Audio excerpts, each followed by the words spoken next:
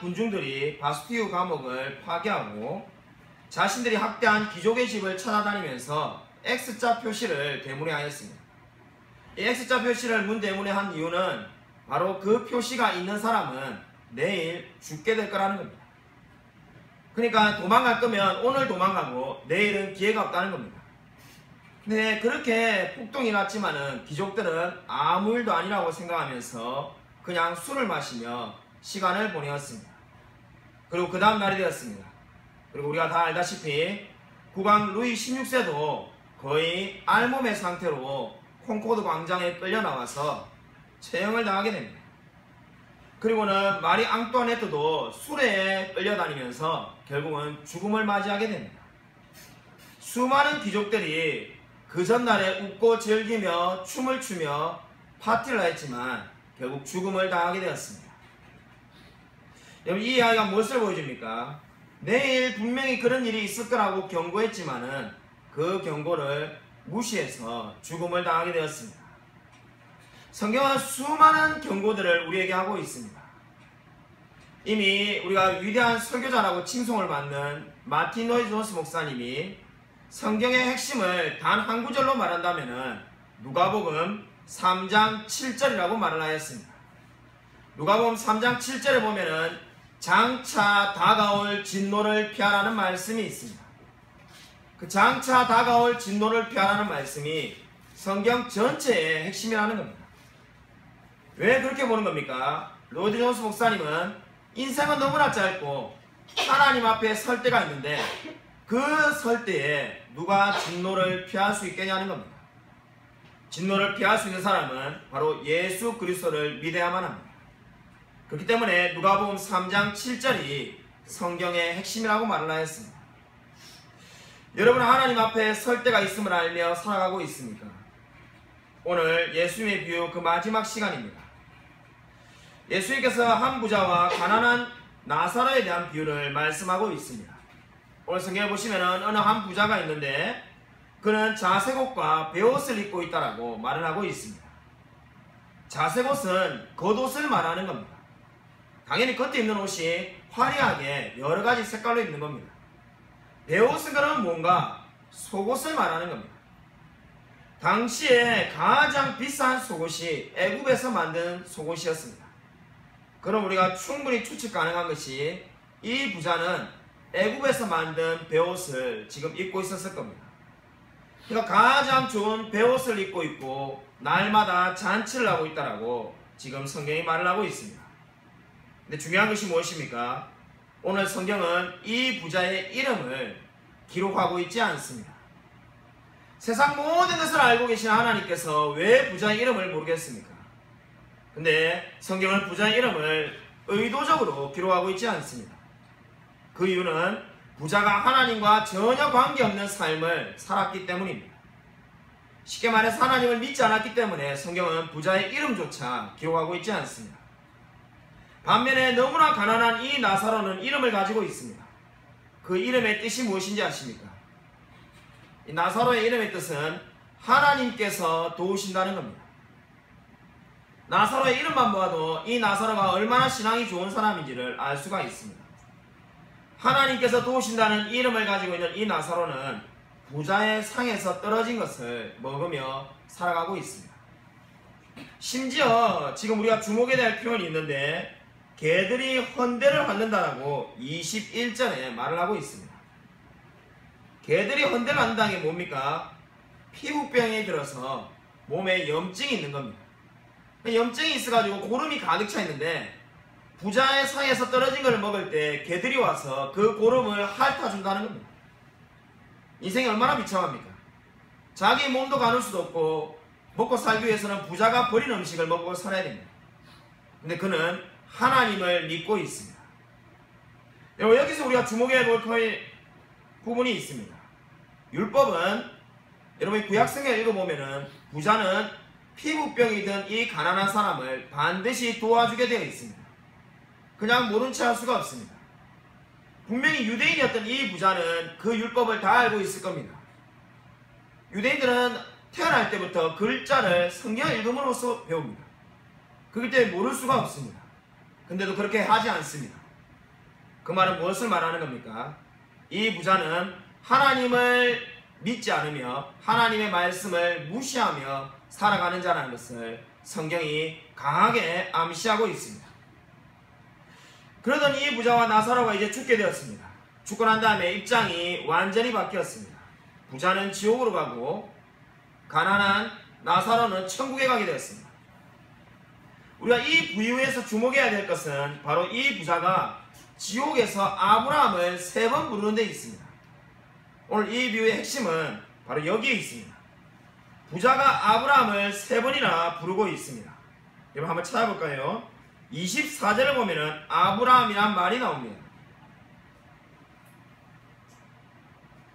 그리고 두 번째로 27절에 보시면은 아버지여 라고 되어 있는데 그 아버지가 아브라함을 말하는 겁니다. 그리고 세 번째로 30절에 아브라함이란 말이 또 나옵니다. 이 부자는 지옥에 가서 3번이나 지금 아브라함을 부르고 있습니다. 이 아브라함을 왜 3번이나 불렀는지가 오늘 중요한 영적인 교훈입니다. 근데 그 각각의 의미를 살펴보기 전에 우리가 반드시 짚고 넘어가야 될 부분이 있습니다. 그것은 바로 왜 부자가 아브라함을 불렀냐는 겁니다.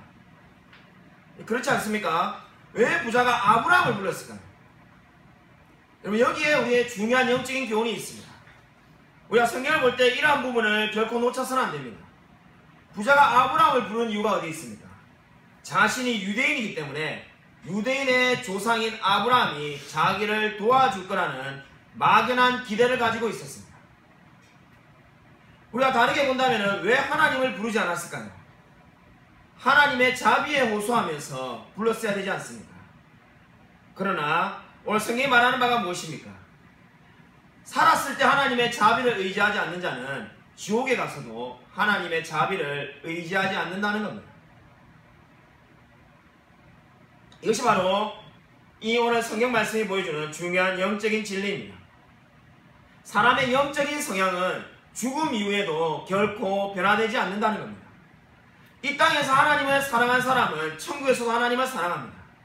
그러니까 이 땅에서 하나님을 싫어하는 사람은 죽음 이후에도 결코 하나님을 사랑하는 일은 결코 없습니다. 그것이 바로 우리 천주교에서 요록을 이야기하지만은 아무리 인생에 수많은 기회를 주본들 사람의 영적인 성향이 죽음 이후에 변화되지가 않습니다. 이 진리를 잘 표현한 아주 탁월한 책이 있습니다.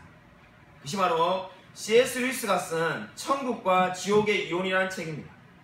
그 책은 흥미롭게도 지옥에서 한 관광버스가 출발하는 걸로 이야기가 시작됩니다. 지옥에 있는 사람들이 관광버스를 타고 천국에 도착합니다.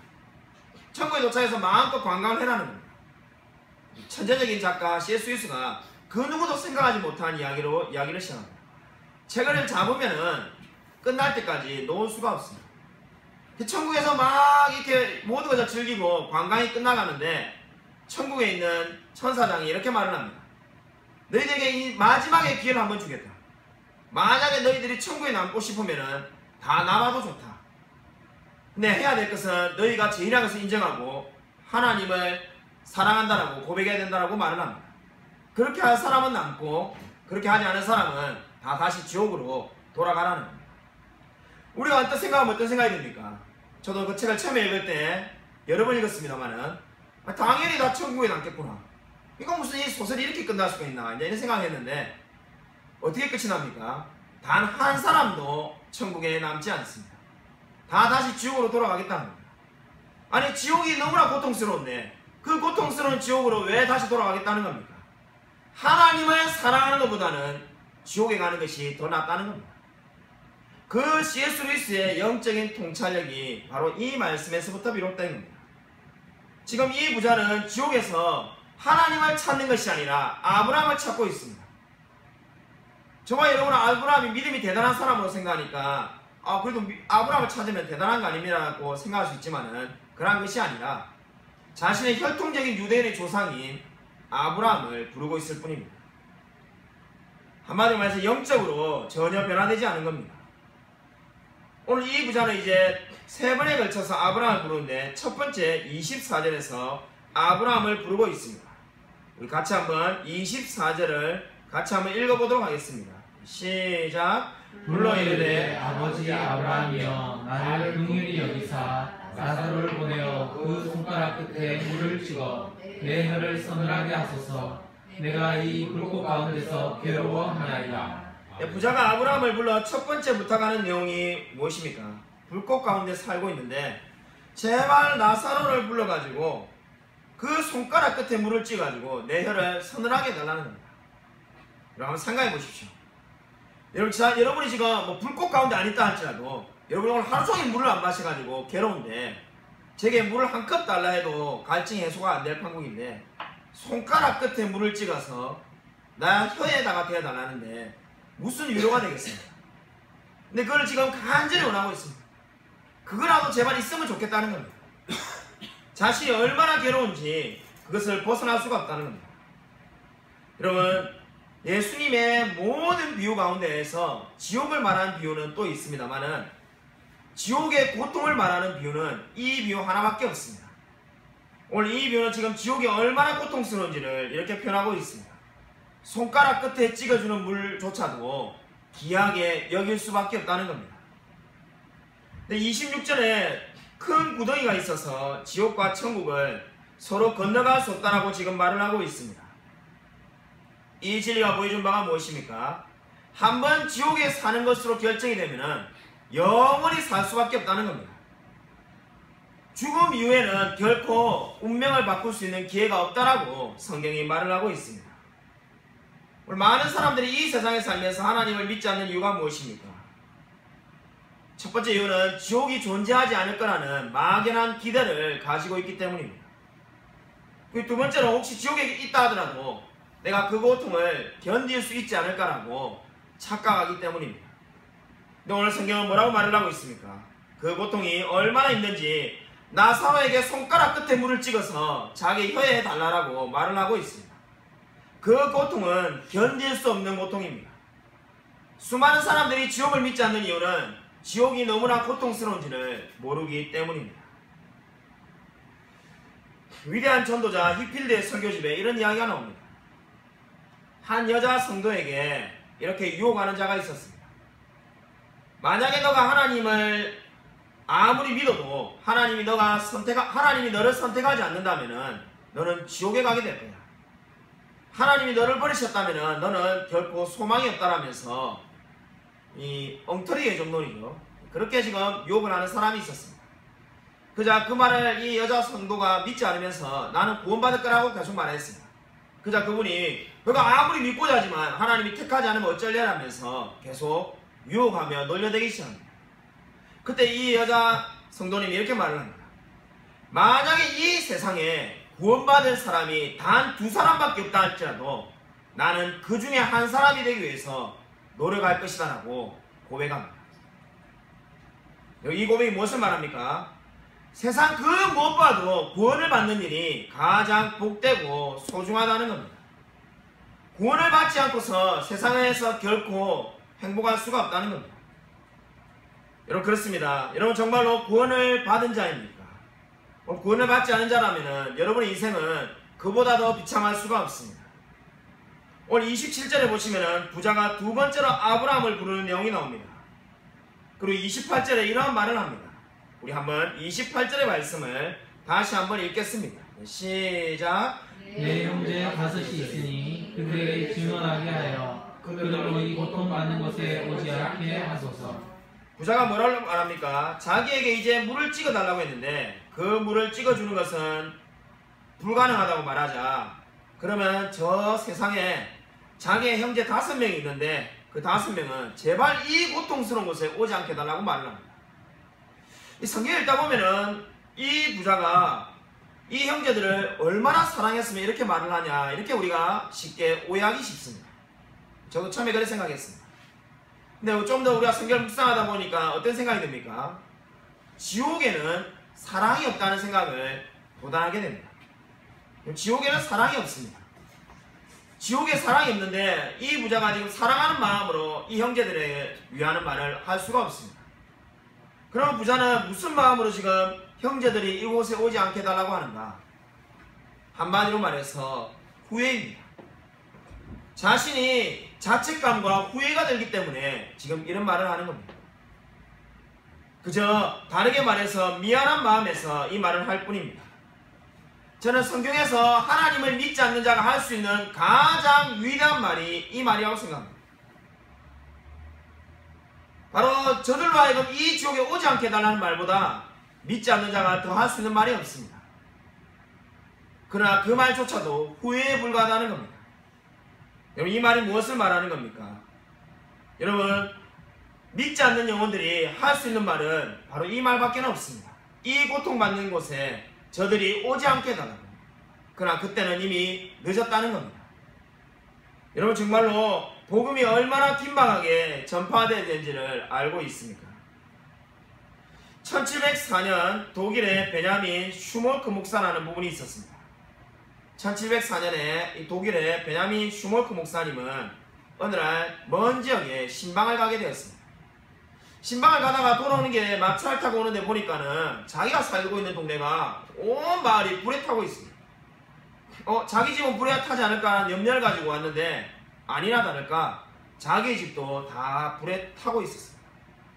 결국 찾아보니까는 이 자기의 어린 두 자녀가 불에 타서 죽었는데 두 명이 꼭 껴안고 앉아서 죽었습니다. 그것을 보고 이 슈머크 목사님과 사모님이 울면서 하나님께 기도합니다. 그리고 그때 주시는 감동을 가지고 시를 썼는데 그 시가 바로 찬송가 549장의 가사가 되었습니다. 내 주여 뜻대로 행하시옵소서. 온몸과 영혼을 다 주께 드리니 이 세상 고락간 주인도 하시고 날 주관하여서 뜻대로 하소서라는 그 유명한 찬양이 바로 이 슈머크 목사님이 자신의 자녀들이 불에 타 죽었을 때 쓴 찬양입니다. 여러분, 이 찬양을 보고 우리가 어떤 생각이 듭니까? 하나님을 믿는 자는 죽음 앞에서도 담대하게 주님의 뜻대로 행하소서라고 말할 수 있습니다. 어떻게 그렇게 말할 수 있습니까? 천국이 있기 때문에 그렇게 고백할 수가 있습니다. 그러나 믿지 않았던 이 부자는 아무런 소망이 없기 때문에 할 수 있는 말이라고는 제발 나의 형제들은 이곳에 오지 않게 해달라고 말할 뿐입니다. 여러분, 정말로 천국과 지옥이 있음을 믿으며 살아가고 있습니까? 세 번째, 마지막으로 이 아브라함을 불러서 한 부자의 말이 30절에 나오고 있습니다. 30절의 말은 29절의 아브라함의 말에 대한 대답인데 29절에 이 아브라함이 부자가 자신들의 형제들이 지옥에 오지 않게 해달라고 하는 그 두 번째 말에 대해서 모세와 선지자가 있으니까 괜찮다고 말을 합니다. 모세와 선지자는 뭘 말하는가? 모세와 선지자라는 표현은 구약 성경을 가리키는 신약의 관용적인 표현입니다. 그러니까 한마디로 말해서 구약 성경이 있으니까 그것을 보고 믿으면 된다는 겁니다. 지금 아브라함이 이 부자가 자기 형제들이 지옥에 오지 않게 해달라고 하자 성경을 읽고 믿으면 된다는 답을 준 겁니다. 거기에 대해서 부자가 만족하지 못하고 30절에 뭐라고 대답합니까? 제발 부탁이니까 죽은 자들을 그들에게 보내달라고 말을 합니다. 아니, 성경을 믿으면 된다고 말을 하는데 왜 죽은 자를 보내달라고 합니까? 부자가 그의 형제들을 너무나 잘 알고 있기 때문입니다. 성경이 그 주위에 아무리 많이 있어 본들 믿지 않을 거라는 것을 다 알고 있기 때문에 죽은 자를 보내달라는 겁니다. 죽은 사람이 다시 거기 가서 천국과 지옥을 말하면은 내 형제들이 믿게 될 거라고 간절하게 말하는 것이 부자의 마지막 지금 요청입니다. 그 말에 대해서 아브라함이 31절에 이렇게 말을 합니다. 우리 31절 말씀을 같이 한번 읽겠습니다. 시작. 이르되 모세와 선지자들에게 듣지 아니하며 비록 죽은 자 가운데서 살아난 자가 있을지라도 번함을 받지 아니하리라 하였다 하시니라. 예, 지금 아브라함이 하는 말이 무슨 말입니까? 한마디로 말해서 모세와 선지자, 다시 말해서 성경을 믿지 않으면은 죽은 자가 살아가본들 절대로 믿을 수 없다는 겁니다. 우리 수많은 우리 주위에 있는 사람들도 이렇게 말하지 않습니까?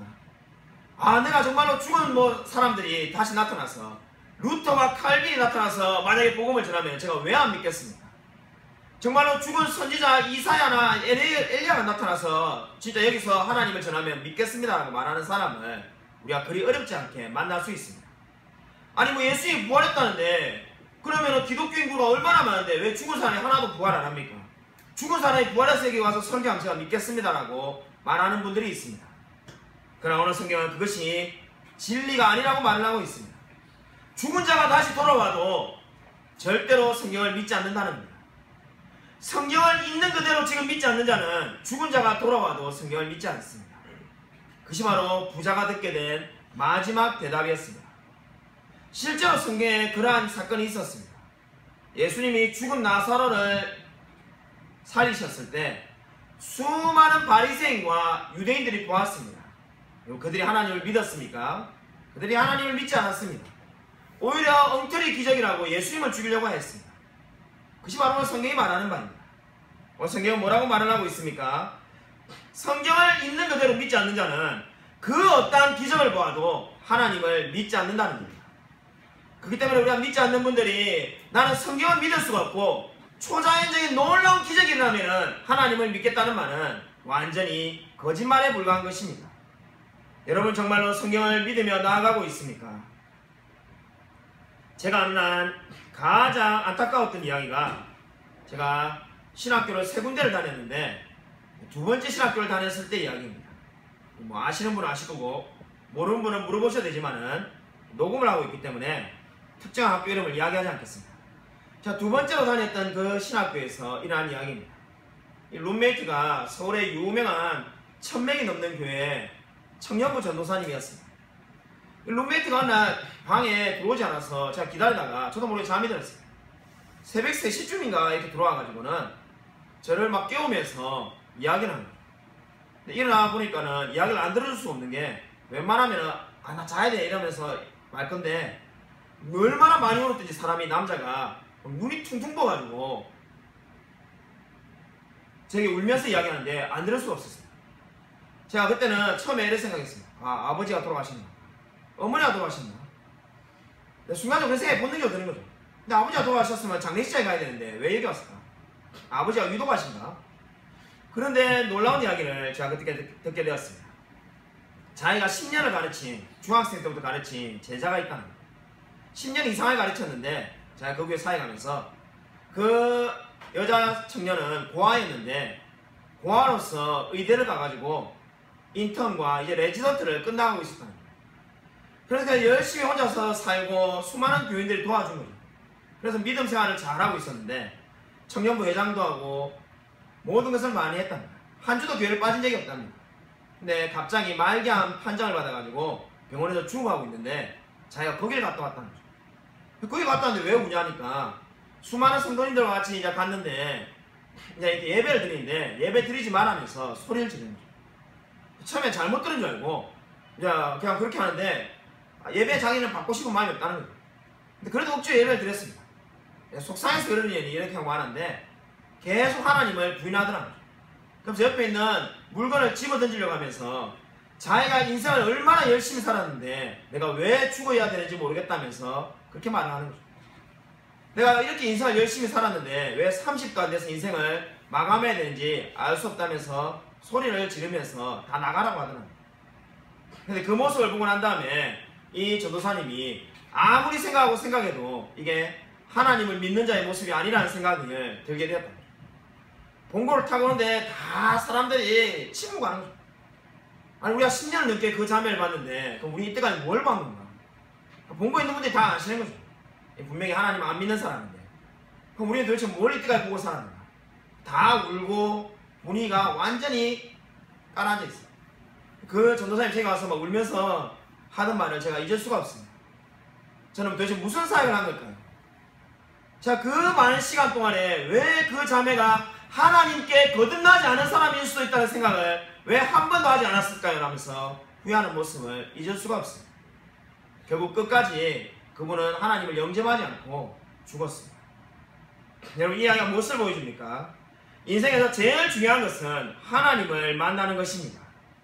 여러분 하나님을 만나는 것이 얼마나 중요한지를 제가 지난해에 우리 아버지가 소천하셨을 때 하나님께로 가셨을 때쯤에 제가 죽음에 대해서 많이 묵상하다가 깨달은 위대한 진리가 있습니다. 그것을 여러분과 나누고 싶습니다. 사무엘하 18장 33절을 한번 여러분 찾아보십시오. 여러분 사무엘하 18장 33절입니다. 사무엘하 18장 33절입니다. 구약성경 494면에 있습니다. 사무엘하 18장 33절 한 절 말씀을 같이 읽겠습니다. 다 찾으신 줄 알고 사무엘하 18장 33절 같이 읽겠습니다. 시작. 왕의 마음이 심히 아파 문 위층으로 올라가서 우니라. 그가 올라갈 때에 말하기를 내 아들 압살롬아, 내 아들 압살롬아, 차라리 내가 너를 대신하여 죽었다면 압살롬 내 아들아 내 아들아 하였더라. 제가 언제 누구한테부터 배워서 그렇게 알고 있는지 모르지만은 저는 이 말씀을 지난해가 되기 전에 늘 다윗이 너무나 압살롬을 사랑해서 이렇게 슬프었다라고 알고 있었습니다. 우리가 지금 한 절만 읽었지만은 그 앞에 부분도 보면은 너무나 다윗이 압살롬의 죽음을 슬퍼합니다. 자기를 반역해서 자기를 죽이려고 했던 아들이지만은 너무나 사랑하는 다윗의 마음, 그 인간적인 마음, 우리가 이런 것들을 알 수 있는 말씀이라고 늘 들어왔습니다. 제가 아마 그런 말들을 아마 10번도 넘게 들은 것 같습니다. 저도 그렇게 알고 있었습니다. 그리고 19장 이후를 보더라도 요압이 어떻게 말합니까? 전쟁에서 승리했는데 기뻐하라고 말을 하자 다윗이 막 슬퍼서 어쩔 줄은 몰랍니다. 요압이 오히려 서운해하죠. 이 많은 분들이 이 말을 다윗이 자기를 미워하며 반역했던 압살롬을 너무나 사랑하는 그 다윗의 마음, 이런 식으로 우리가 성경을 해석합니다. 제가 그렇지 않다는 것을 저도 지난해에 깨달았습니다. 여러분 사무엘하 12장 23절 한번 찾아보겠습니다. 사무엘하 12장 23절을 찾아보면은 다윗이 그가 바세바를 통해서 낳은 아기가 죽었을 때 한 말이 있습니다. 그 말이 압살롬이 죽었을 때 한 말과는 너무나 다릅니다. 사무엘하 12장 23절을 한번 찾아보겠습니다. 우리 같이 한번 읽겠습니다. 시작. 지금은 죽었으니 내가 어찌 금식하냐? 내가 다시 돌아오게 할 수 있느냐? 나는 그에게로 가려니와 그는 내게로 돌아오지 아니하리라 하니라. 여러분 이 다윗의 바세바를 통해서 낳은 아기가 죽어가고 있었습니다. 우리가 지금 성경 한 구절만 읽었지만 죽어가고 있을 때 다윗이 얼마나 살리고 싶었으면 금식하며 하나님께 기도하였습니다. 죽고 난 다음에 다윗이 이렇게 고백합니다. 지금은 죽었으니 내가 어찌 금식하냐? 그렇죠? 죽은 자가 살아 돌아오지 않는다는 겁니다. 네, 어떻게 하겠다는 겁니까? 내가 그에게로 가려니와 그는 내게로 돌아오지 아니하니라. 그가 내게로 돌아오지 아니할 거라는 것은 너무나 다 알 수 있는 진리입니다. 그는 안 믿는 사람도 다 알고 있습니다. 다윗이 어떻게 위대하게 고백하고 있습니까? 나는 그가 있는 곳으로 갈 거라는 겁니다. 그가 있는 천국으로 내가 가서 만날 날이 있을 거라는 겁니다. 그리고 다윗은 이 말씀을 고백한 이후로 울지 않습니다. 그리고 슬퍼하지 않습니다. 다윗은 그 아이가 천국에 있음을 믿고 만날 거라고 담대하게 살아갑니다. 우리가 좀 전에 읽었던 압살롬의 죽음 이후에 다윗이 한 행동을 보십시오. 그 어디에도 이렇게 나는 그를 만나러 갈 거라고 말하는 부분이 단 한 구절도 나와 있지 않습니다. 그저 슬퍼하고 또 슬퍼하고 울고 또 울 뿐입니다. 그 이유가 어디 있습니까? 압살롬은 하나님을 만난 자가 아니었기 때문입니다. 압살롬이 천국에 가지 않았다는 것을 다윗이 알기 때문에 울고 또 울 수밖에 없습니다. 왜냐하면 그는 다시는 압살롬을 만날 수가 없습니다.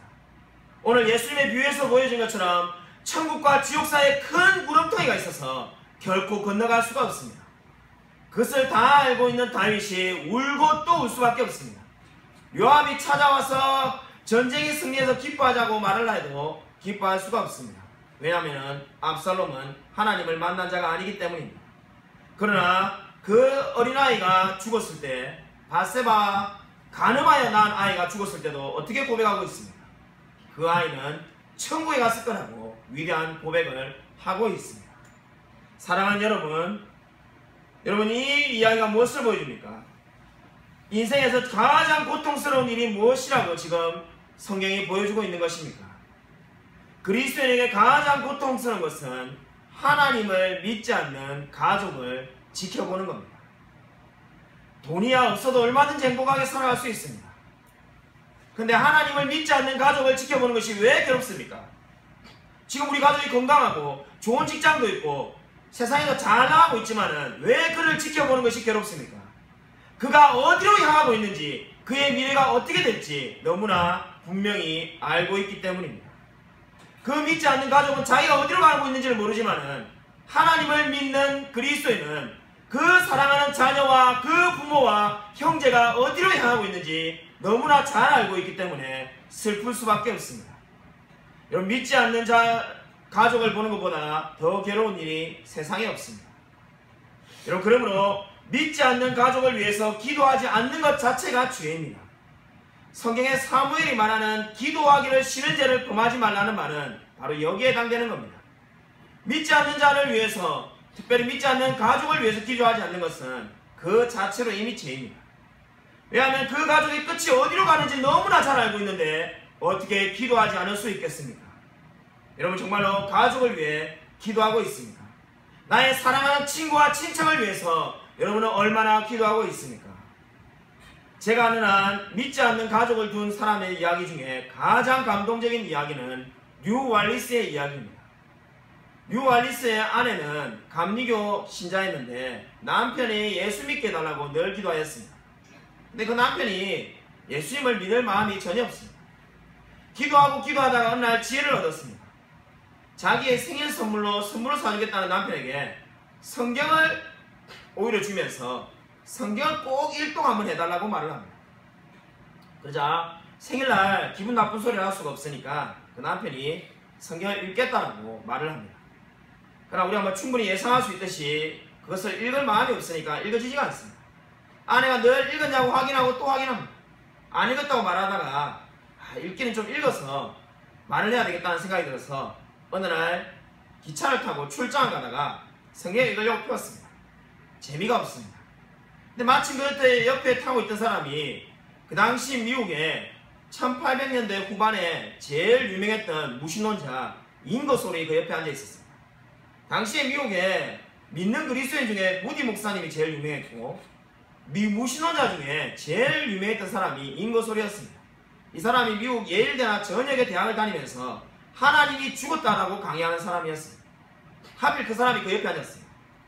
그분이 뉴 왈리스에게 이렇게 제안을 합니다. 내가 좋은 돈벌이 방법을 가르쳐 주겠다. 당신이 성경 읽고 있는데 당신이 예수님을 안 믿는다고 말하니까 내가 좋은 돈벌이를 가르쳐 주겠다.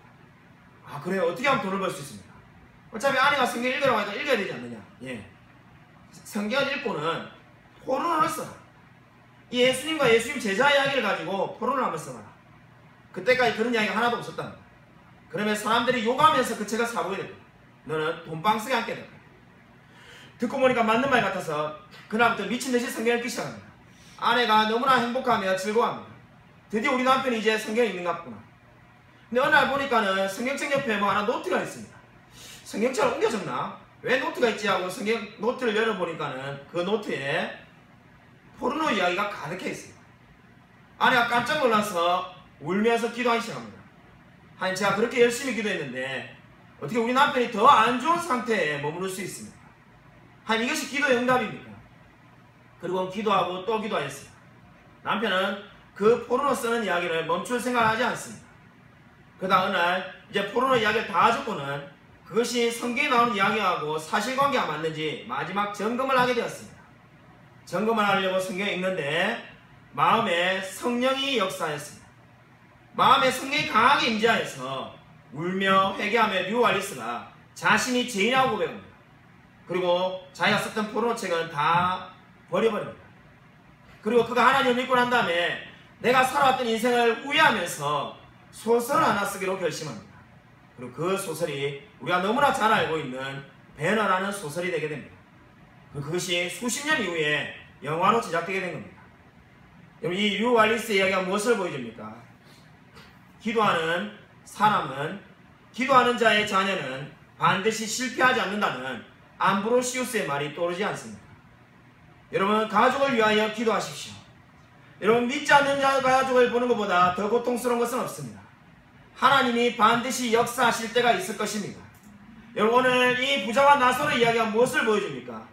인생에서 가장 중요한 것은 돈도 아니고 명예도 아니고 정말로 하나님을 만나는 자가 가장 중요한 것이라고 성경이 말을 하고 있습니다. 여러분 정말 하나님을 믿는 자입니까? 여러분 정말 하나님을 믿고 하나님께 자신의 모든 것을 맡긴 자입니까? 아무쪼록 하나님을 믿고 의지하며 살아가는 저와 우리 모든 성도님이 되시기를 주님의 이름으로 간절히 축원드립니다.